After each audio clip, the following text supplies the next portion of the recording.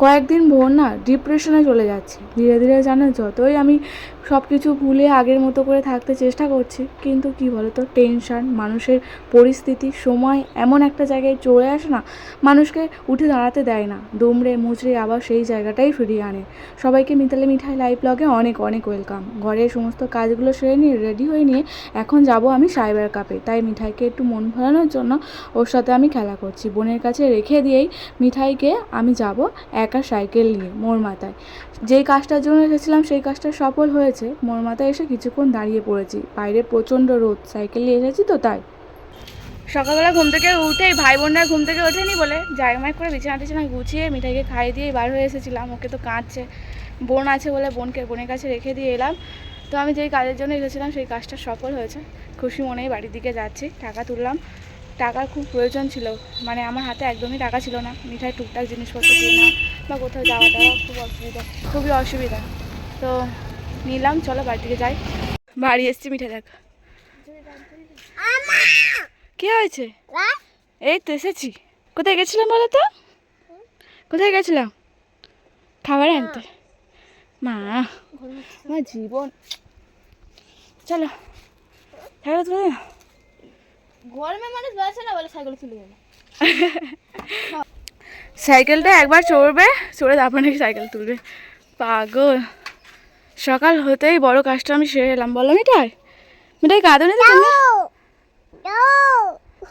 যাবো আমি তোমাকে বিকেলে সরাবো, তোমাকে বিকেলে সরাবো, বিকেলে বিকেলে বিকেলে, ঠিক আছে? আচ্ছা, এই সাইকেলটা চালাতে হবে বিকেলে বিকেলে। এখন রোদ মা, টানা রোদ, বাইরে খুব রোদ উঠেছে। এখন নয়, তুমি বাবাস বলবে না। এত শেষ হলো কি করে বাবাস? খাটে ফেলে দিয়েছে দেখ। এ বাবা, আমি আর শ্যাম্পু দিয়ে গুলে দিয়েছি। সব ফেলে দিয়েছে? কি করেছো?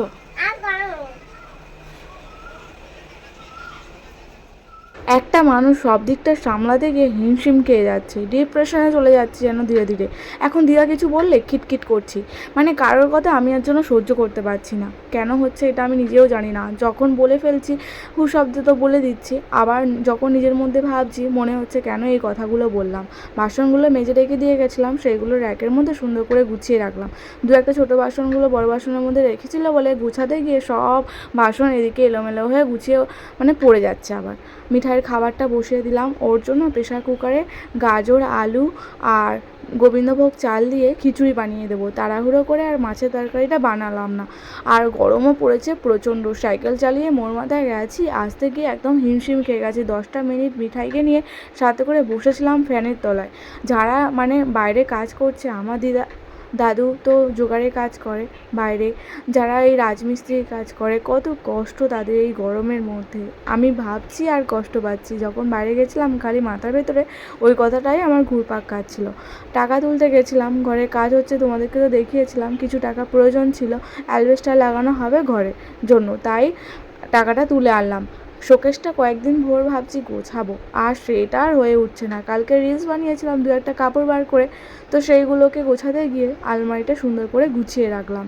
মিঠাইও আমাকে একটু হেল্প করছে একটা একটা কাপড় নিয়ে। মিঠাইয়ের ওদিকে রান্না হচ্ছে, আমি আলমারিটা গুছিয়ে নিচ্ছি। বোন আজকে বাড়ি চলে যাবে বিকেলে, বোনের সাথে আমি আমার মাসির বাড়িতে যাব।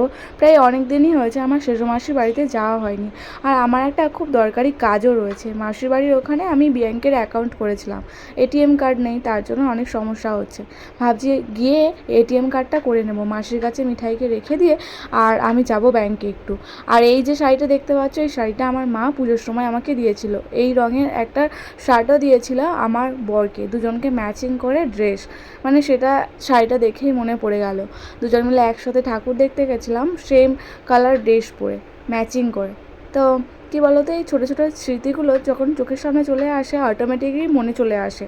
আমার যে ফটো অ্যালবাম ছিল বিয়ের, সেটা এবার আলমারিতে কোথায় রাখবো সেই জায়গা খুঁজে পাচ্ছিলাম না। জামা কাপড়ে এত ভরাট হয়ে গেছে, একটা শোকেস হয়ে গিয়ে এত সমস্যা। এই যে নতুন ফ্রকটা মিঠাইকে দিয়েছে আমার ছোটো মাস, পয়লা বৈশাখে নতুন জামা পাঠিয়ে দিয়েছিল, মেশো এসে দিয়ে গেছে, আর মিষ্টিও পাঠিয়ে দিয়েছিল তার সাথে। আজকে সেজো মাসির বাড়িতে যাওয়ার সময় এই নতুন জামাটা পরিয়ে নিয়ে যাব মিঠাইকে। এই দেখো আমাদের বাড়িতে কে এসেছে, ঋষভ, বাপরে তোমাদেরকে একটা জিনিস দেখা হবে বলে আরো বিশেষ করে ক্যামেরার সামনে আসা করে দেখাও দেখাও। এখন ট্রেন্ডিং চলছে, এখানে এসে সুন্দর করে নাও, সাথে গানটাও হবে কিন্তু, ঠিক আছে নাও।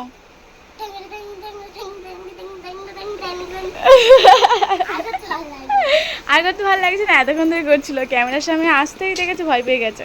আমার বান্ধবী এসেছে, বাবা সত্যি বলতে আজ আমি খুব খুশি হয়ে গেলাম।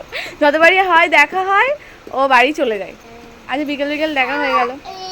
এর মাথায় মারলে দেখো, দেখে দেখে দেখে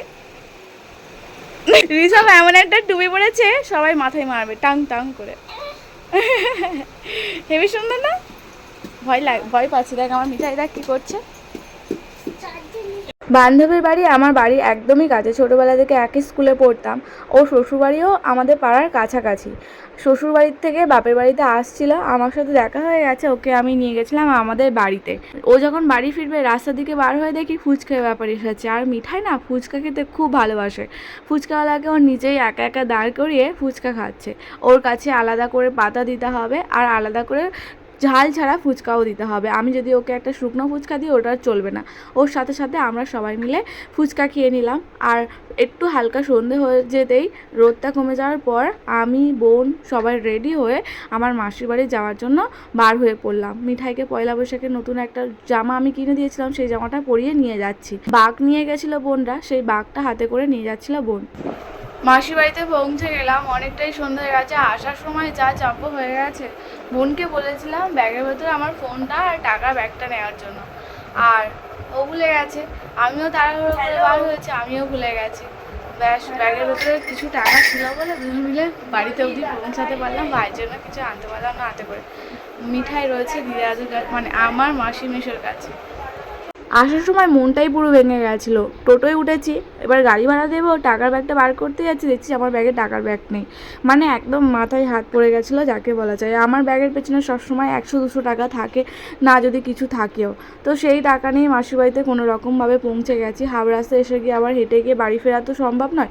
আসার সময় একটা মানে কি বলবো, এমন পরিস্থিতি তৈরি হয়েছিল যার কারণে এত বড় ভুলটা হয়েছে। কিছু বাসন ছিল দুপুরে, প্রেশার কুকার টুকার এই হ্যান ত্যান করে, তো সেই বাসনগুলো মাজার জন্য তাড়াহুড়ো লেগে গেছিলো। ভিডিও ছাড়ার পর ফুচকা টুচকা খেলাম। তো বোনকে বলেছিলাম মিঠাইকে রেডি কর, কোনো রকমভাবে মিঠাইয়ের ব্যাগটা গোছা আর আমার টাকার ব্যাগটা ফোনটা ব্যাগে নিয়ে নিস।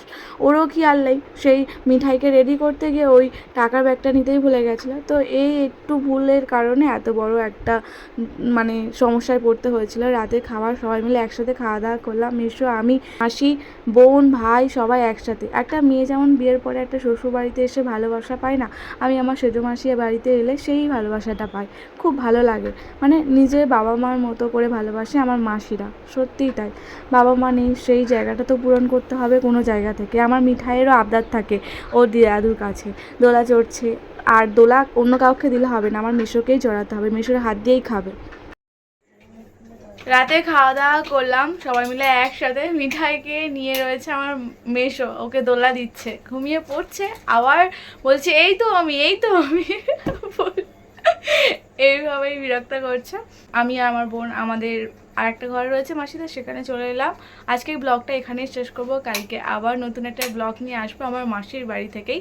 তো মাসির বাড়িতে অনেক দিন পরে এসেছি। এখানে একটা সময় ছিল যে আমি সব সময় থাকতাম, মানে বাড়ি হয়ে গেছিলো, প্রায় অনেক দিনের পরে এখানে এলাম, বোনের সাথে থাকবো। দেখতে পাবে কালকে সব পুরো ব্লগটাই যে আমি সারাদিন কি করছি না করছি। টাটা, সবাই একটা লাইক, কমেন্ট, শেয়ার এবং চ্যানেলটিকে সাবস্ক্রাইব করে দেবে। একবার টাটা তো বল রানি, রানি টাটা বল, টাটা, এদিকে টাটা।